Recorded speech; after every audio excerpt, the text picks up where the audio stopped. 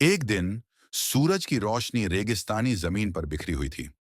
नीला आसमान था जिसमें सफेद बादलों के टुकड़े तैर रहे थे। रेत गर्म थी लेकिन मुलायम, और एक तरफ एक शांत दरिया बह रहा था। उसी दरिया के किनारे एक दरवेश जैसा व्यक्ति बैठा था। उसके पास शहद से भरा कटोरा और कुछ सूखी रोटियां थीं। वह चुपचाप रोटियों को शहद में डुबोकर जमीन पर रखता जा रहा था, जैसे किसी फकीर का लंगर हो। उसके चारों ओर छोटे छोटे पक्षी, चींटियां, खरगोश और दूसरे जानवर इकट्ठा होने लगे। सब उस व्यक्ति की दरियादिली देखकर खुश हो गए और खाने लगे। चकोर ने खुश होकर कहा, यह कितना नेक इंसान है, सबको खिला रहा है। कबूतर ने चिंता भरे लहजे में कहा, लेकिन यह शहद कुछ अजीब सा लग रहा है। ना इसकी खुशबू असली है, ना इसका स्वाद। कहीं ये कोई चाल तो नहीं? कुछ ही देर में कई चींटियां तड़पने लगीं। खरगोश घबराकर पीछे हट गया। चकोर की आंखों में डर समा गया। कबूतर झटके से पीछे हटा और बोला, यह शहद जहरीला है। वो दरवेश जैसा व्यक्ति धीरे धीरे मुस्कुराने लगा। उसकी मासूम सी मुस्कान एक जहरीली हंसी में बदल गई।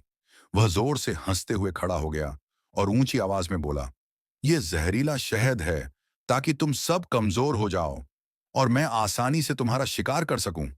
पक्षी डर गए, जानवर पीछे हटने लगे। फिजा में सन्नाटा छा गया।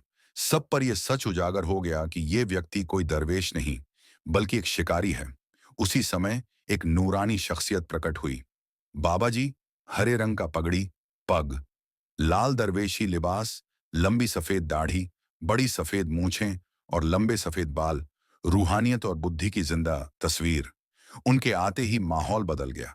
फिजा में सच्चाई और चेतना की हवा बहने लगी। चकोर रोते हुए बाबा जी के पास पहुंचा और कहा, बाबा जी, इसने हमें धोखा दिया। ये दरवेश नहीं, शिकारी है।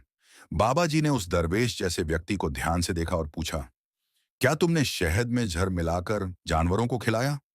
वह हंसते हुए और गर्व से बोला, हाँ, मैं शिकारी हूं।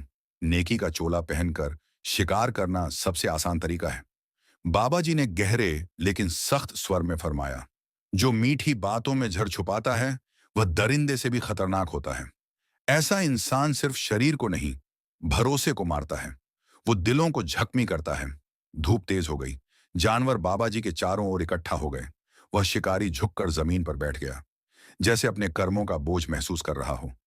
बाबा जी ने आसमान की ओर देखा, आंखें बंद की, और पूरे माहौल में एक नूर फैल गया।